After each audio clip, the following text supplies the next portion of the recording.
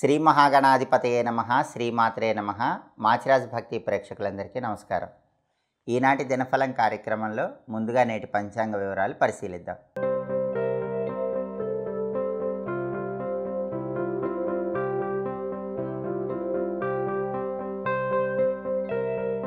October 16 ఆదివారం దినఫలాన్ని పరిశీలిస్తే షష్ఠి తిథి ఉదయం 7:03 వరకు ఉంది. ఆ తర్వాత సప్తమి తిథి వచ్చింది. నక్షత్రం ఆరుద్ర నక్షత్రం ఉంది. ఆదివారం ఆరుద్ర నక్షత్రంతో కలిసి వస్తే ద్వాంక్ష యోగం ఉంటుంది.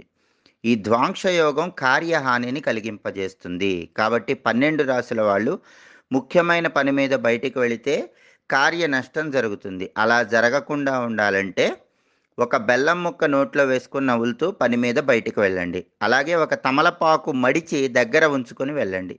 మళ్ళీ మీ పని పూర్తయ్యాక ఆ తమలపాకు ఎవరు తొక్కని చోట చెట్టు మొదట్లో వేయండి.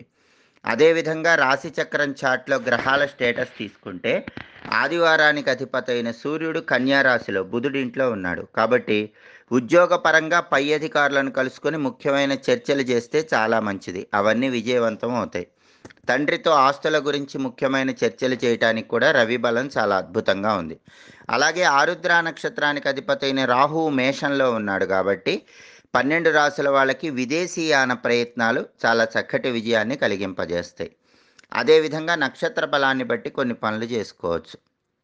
ఆరుద్ర నక్షత్రం ఉంది కాబట్టి శత్రువుల మీద విజయం సాధించడానికి చేసే అన్ని ప్రయత్నాలకు అనుకూలం. కోర్టు పరంగా ముఖ్యమైన వ్యవహారాలు నిర్వహించడానికి అనుకూలం. ఎవరైనా దొంగతనం చేస్తే ఆ దొంగతనం చేసిన వాళ్ళని పట్టుకోవటానికి కనిపెట్టడానికి చేసే ప్రయత్నాలకు అనుకూలం. సర్జరీలు చేయటానికి చేయించుకోవటానికి అనుకూలం.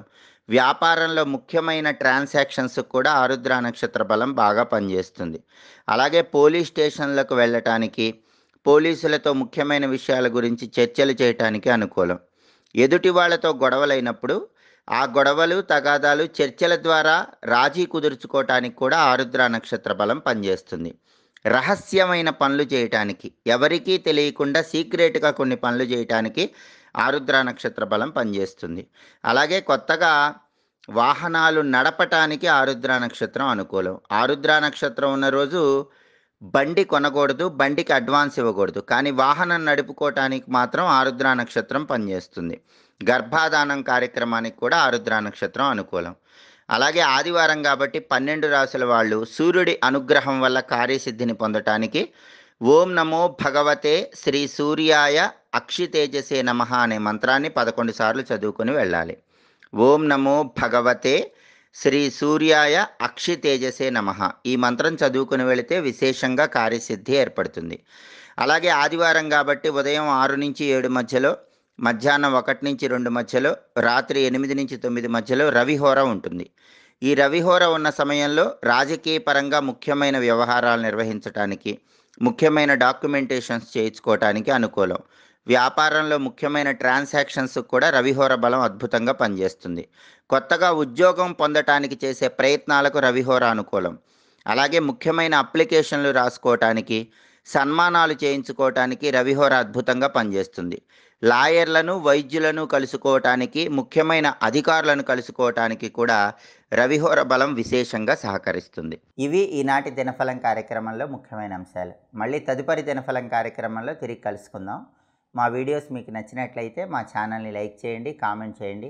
మా ఛానల్ వీడియోస్ 10 మంది మిత్రులకు షేర్ చేయండి. మా ఛానల్ని సబ్స్క్రైబ్ చేసుకోండి. పక్కనున్న బెల్ సింబల్ ఒకటి మాత్రం మర్చిపోకండి.